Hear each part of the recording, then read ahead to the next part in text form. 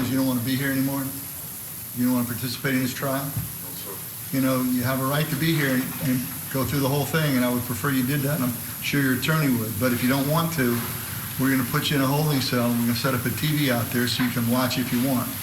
You understand that? But if you're going to stay in here, you can't be doing what you did. And if you did it, and if I did allow you to stay, and you did it again, then I would have you exit it again and not allow you to come back. You'd have to watch it on TV. But if you don't want to come back right now, that's fine. They're setting up the TV right now as we speak. Is that what you want to do? That's a yes? Yes, sir. All right. Judge, can I put some things on Yes, the record, sir. please? I had an opportunity to speak with Mr. Sampson and certainly underscored, his due process rights during the course of a proceeding and a trial, certainly one so meaningful. I expressed my desire to have him join us for the rest of the process, understanding that he would keep his emotions intact. He has indicated to me that he does not want to return. I certainly do not think that that's in his best interest, but in the same respect, if his emotions are going to get the best of him, that certainly is not in his best interest as well. I understand. He did also. It's not going to get the best from this tired man. You're just tired. I won't go out but I'm tired.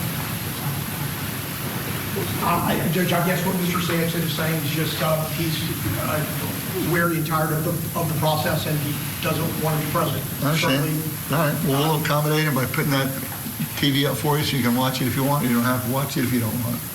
Thank you, sir. Okay. So,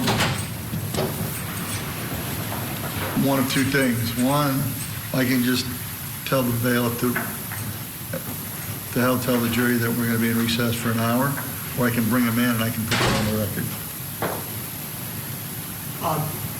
The court's preference, I actually didn't realize we weren't on the record. No, I sent him out for like a 10-minute break to see what we were going to do, but it's going to take an hour to set that TV up. Oh. So, and they're starting it already, so. Judge, the state is, I understand the court's ruling is not going to allow us to introduce his convictions. However, I would request a curative instruction. All right, so I'm going to bring him in, give him a curative instruction, and then release him till, then it's lunchtime. Can we discuss what the curative instruction will be? Well, we'll get to that for sure. But, so then, why don't I just tell them to come back at 1:15? From right now, Your Honor? Right, I mean, because if they come back in an hour, and that's if they get it done right on an hour, it's noon. And then you still have some work to do on your closing. Yes. So why don't we just tell them to come back at 1:15? I'd like them to have a curative instruction before taking a significant. We are going to do that.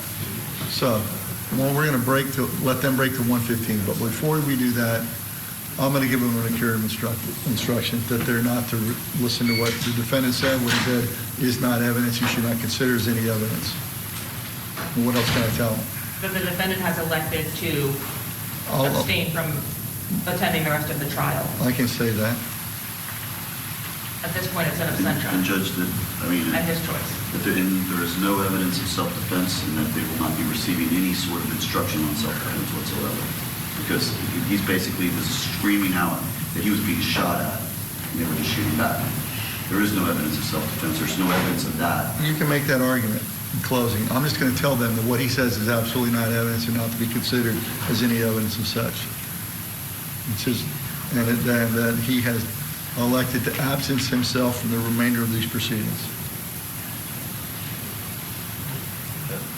Anything else? Judge.